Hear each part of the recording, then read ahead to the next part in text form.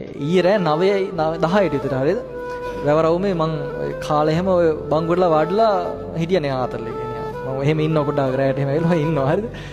එතකොට මේ කොල්ලෙක් පාරේ දුවනවා. හරිද? වැඩ ඉවරලා ගෙදර යනවා මං හිතන්නේ. වැඩ ඉවරලා ගෙදර යන කොල්ලෙක් සාමාන්‍ය මගේ වයස වගේ කොල්ලෙක්. ඒත් එක්කම දැන් අර පාරේ දුවන ඇවිදින ටිකේ දුවනවා. බයිකයක් යනවා පිටිපස්සේ. හරිද? බයිකයක් යනවා පිටිපස්සෙන් මේ බයික් කාරය නවත්තන්නේ නැහැ. හරිද? බයික් කාරය යන ගමන් අහනවා කොල්ලෝ බස් එක ගන්නද යන්නේ කියලා අහගෙන යනවා. හරිද?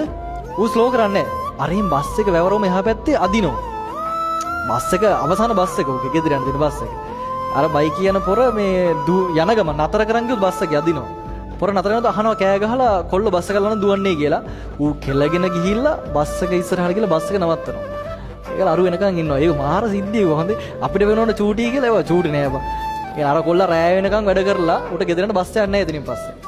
දැන් අපිට හිතනවානේ දැන් උට දාගෙන යන්න තිබ්බනේ කියලා. නෑ ඒක කරන්න බෑ. ඒ ෂණික ප්‍රතිචාර දැක්කීම අරු නියම හදවතක් තියෙන කොල්ලෙක්. එහෙම හිතෙන්නේ නෑනේ බා. හිතනවාද? ඒ වෙලට හිතෙන්නේ නෑ. අපරාධෙ මට කරන්න තිබ්බනේ කියලා හිතනවා. හැබැයි කරන මිනිස්සු අඩුයි. ඒවා නියම දේවල් ඒ මට නිකන් එහෙන සතුටු ඒවා දැක්කම.